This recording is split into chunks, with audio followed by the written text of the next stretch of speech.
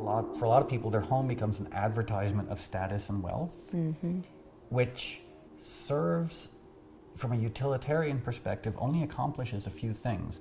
One, it makes your friends who don't have status and wealth feel bad about themselves and resent you.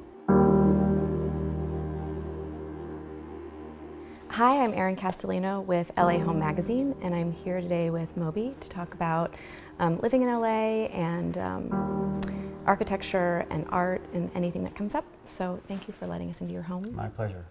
I wanted to talk to you first about moving from the East Coast and what brought you to LA. Well, I was born in New York on 168th Street, and growing up, I thought that I would spend my entire life living in New York or somewhere near New York, because in the 70s and the 80s, it was like the most exciting, dynamic city on the planet. And then a few things happened. One, I had this sort of LA epiphany that I think a lot of New Yorkers have. Like, you come to LA expecting it to be the land of like Baywatch and plastic surgery and vapid agents and whatnot, and you actually find it to be this, instead, like a very like gentle, kind of wonderful place. And so when you decided to move here, how did you choose the neighborhood that you were going to live in? 90% of my friends lived in Eagle Rock, Echo Park, Highland Park, Silver Lake, like this sort of like east side rump, as it will. Okay. And so I thought, okay, I want to be near my friends who live on the east side, but I also want to be near like film studios, music studios. So that's why I picked this area. I guess this is Los Feliz? Yeah, living in the Ferndale area and also recently buying this home, correct? Do you feel like it's satisfied all those needs because you have nature across the street, which is fantastic, and you're around your friends?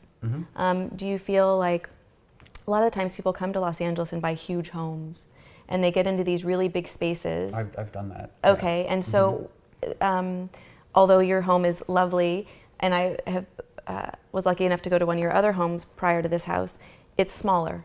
So is there a reason that you went from bigger to smaller?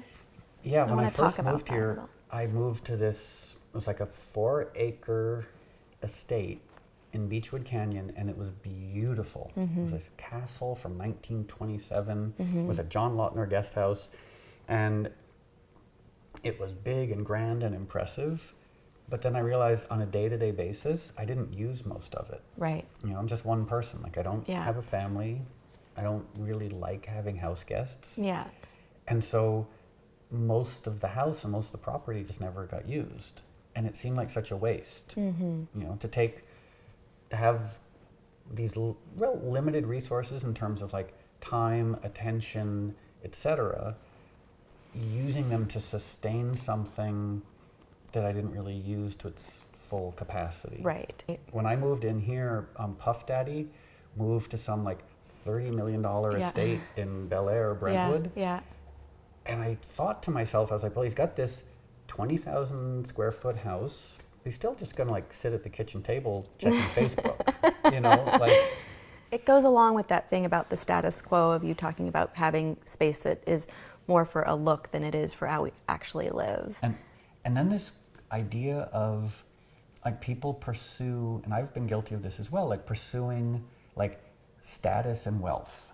Yeah. And like when you pursue and you attain status and wealth, most people then want everyone to know that they have status and wealth. Sure. So like their home, for a lot of people, their home becomes an advertisement of status and wealth, which serves, from a utilitarian perspective, only accomplishes a few things. One, it makes your friends who don't have status and wealth feel bad about themselves and resent you.